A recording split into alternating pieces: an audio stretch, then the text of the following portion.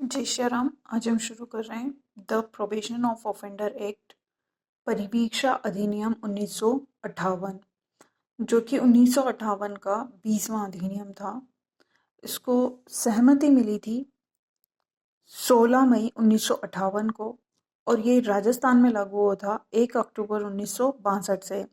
इस अधिनियम का उद्देश्य क्या है कि अपराधियों को परिवीक्षा पर या समग्र भर्त्सना के पश्चात छोड़ दिए जाने के लिए और इसके संबंध बातों के लिए उपबंध करने के लिए अधिनियम।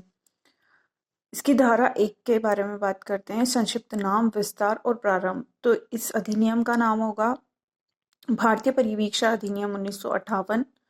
धारा 1 की उपधारा 2 संपूर्ण भारत में ये लागू होगा और उपधारा 3 तो राजस्थान राज्य में ये 1 अक्टूबर 1962 से लागू है। उपधारा अपराधी परिवीक्षा अधिनियम की धारा 2 परिभाषाएं।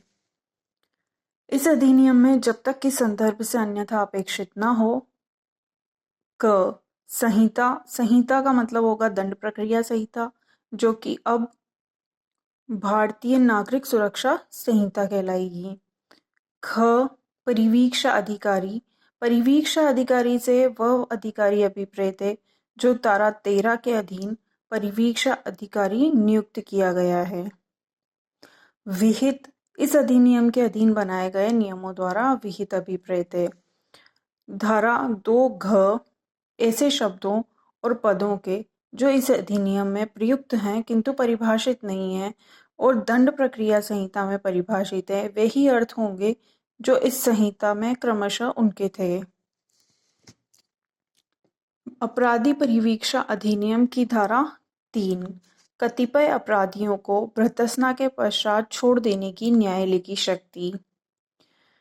जब कोई व्यक्ति भारतीय दंड संहिता 1860 का 45 की धारा 379, 380, 381, 404, 420 के अधीन दंडनीय कोई अपराध अथवा भारतीय दंड संहिता या किसी अन्य विधि के अधीन 2 वर्ष से अनधिक के लिए कारावास या जुर्माना अथवा दोनों से दंड के लिए कोई अपराध करने का दोषी पाया जाता है, उसके विरुद्ध कोई पूर्व दोष सिद्धि साबित नहीं होती है और जिस न्यायालय ने उसे दोषी पाया है उसकी राय में मामले की परिस्थितियों को, जिनके अंतर्गत अपराध की प्रकृति और अपराधी का चरित्र भी है, ध्यान में रखते हुए ऐसा करना समाचीन है, तब जब तक कि तत्समय प्रवर्त किसी अन्य विधि में किसी बात के होते हुए भी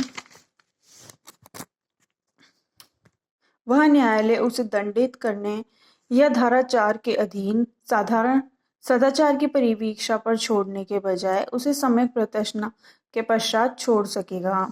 स्पष्टीकरण, इस धारा के प्रयोजन के लिए किसी व्यक्ति के विरुद्ध पूर्व दोष सिद्धि के अंतर्गत इस धारा 4 के अधीन उसके विरुद्ध किया गया कोई आदेश भी शामिल है। Thank you.